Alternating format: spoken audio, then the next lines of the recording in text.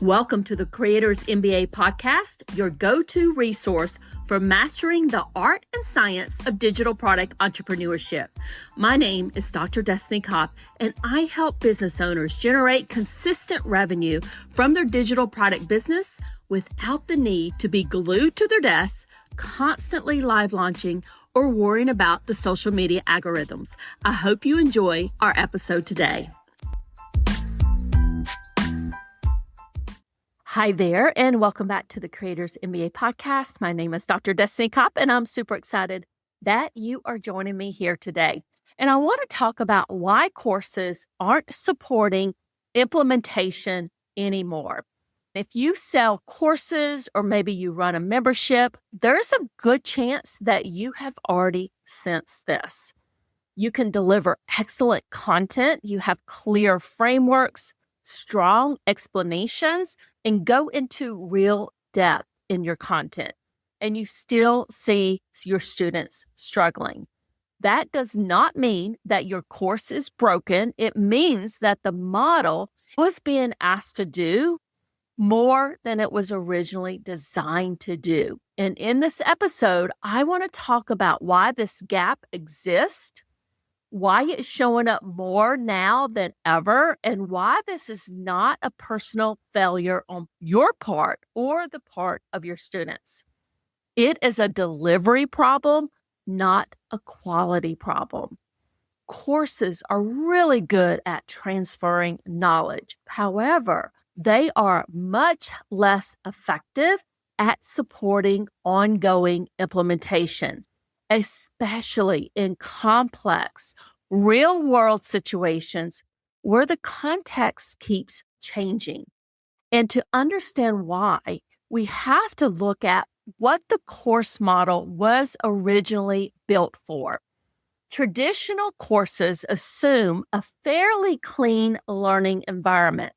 They assume that someone can sit down, focus for a good amount of period of time. They can move through material in the sequence that you have outlined and then apply what they've learned. And that model made sense when learning happened in a more contained settings, classrooms, training sessions, dedicated study time.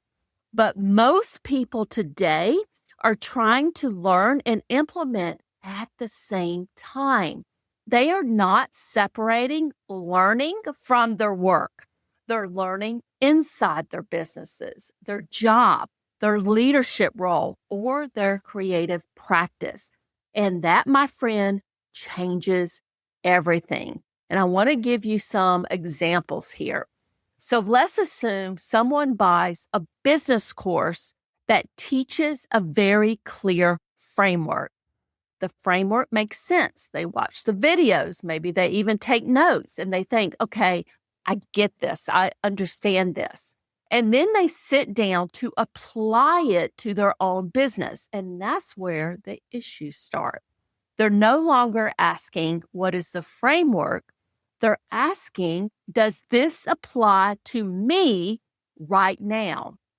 They're also asking which part matters most in my specific, unique situation.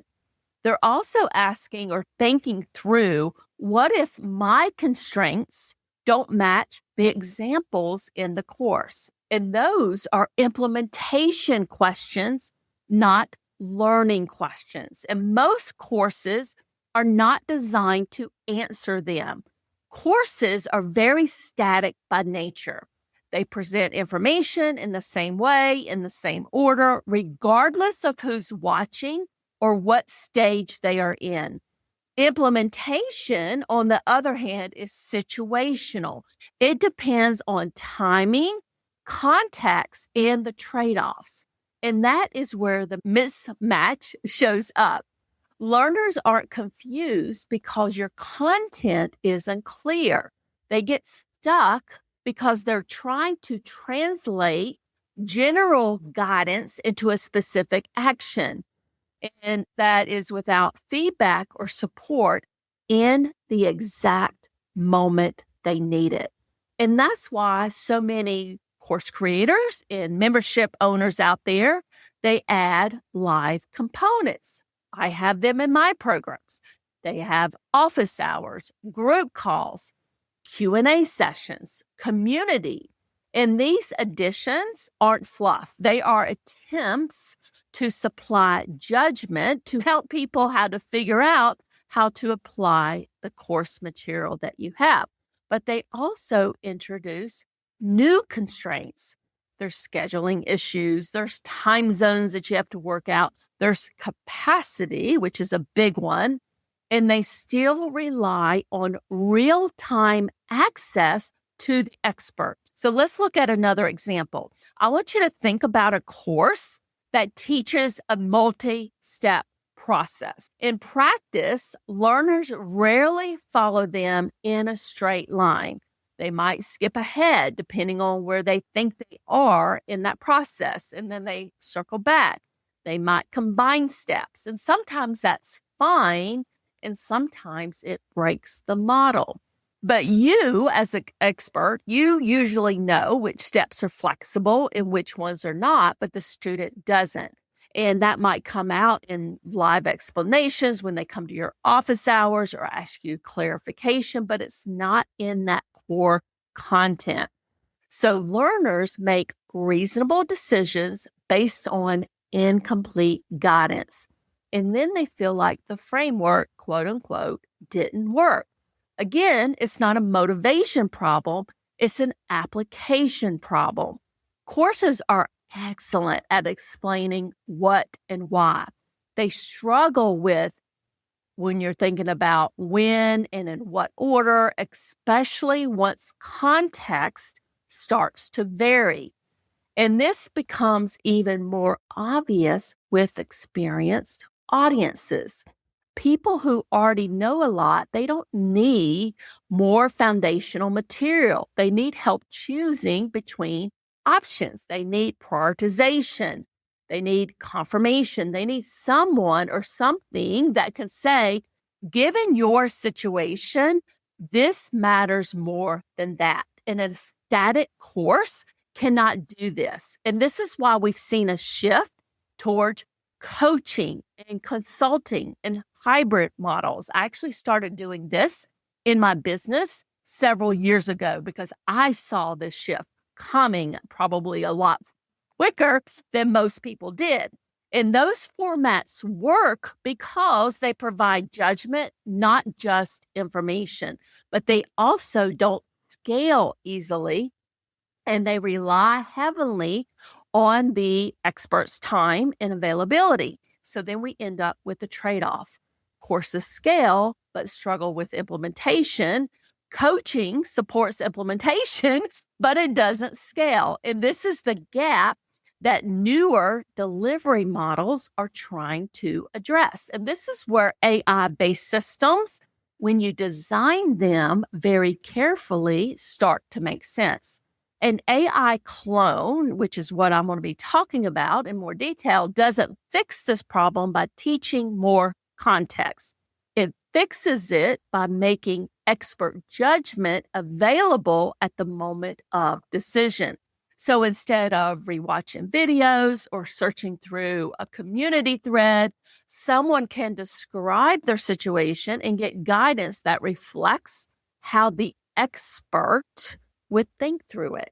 So let's make this a little bit more concrete. I want you to imagine a course that teaches a marketing strategy that only works under certain conditions. The instructor knows this, and she may often say things like, don't do this if you're still at an early stage, or this only works once you have consistent traffic. In a course, those caveats are usually only mentioned once, and then it's buried in the content. In a judgment-based system, those caveats become rules. The system can evaluate whether the conditions are met before recommending the strategy at all. So this is not replacing the course, it's protecting it from misuse. And this is why I keep coming back to the idea that courses aren't failing, they're just incomplete. They were never designed to carry the full weight of an ongoing decision making. They were designed to teach concepts, frameworks, and processes. And implementation requires something else. It requires context sensitive guidance applied repeatedly over time. And this is the shift I want everybody to make note of. It's not that courses are bad, but courses alone are not good enough or insufficient, I should say, for how people actually work now. And in the next episode, I want to address the concern that usually comes next once people understand this gap, and that's the fear around control, alignment, and intellectual property. Specifically, how experts are using AI clones without giving away their thinking or diluting their work or losing authority. If this episode helped put some language to something that you personally have been feeling, either as a learner or as a creator, I've written more about this on my website in my articles where I break down the delivery models and where they all tend to break down. Thanks for listening. I hope you enjoyed this episode, and I will see you in the next section. Bye for now. Thanks for listening all the way to the end. I hope you enjoyed this episode today. If you love the show, I'd appreciate a review on Apple Podcasts or your favorite podcast platform. Have a great rest of your day, and bye for now.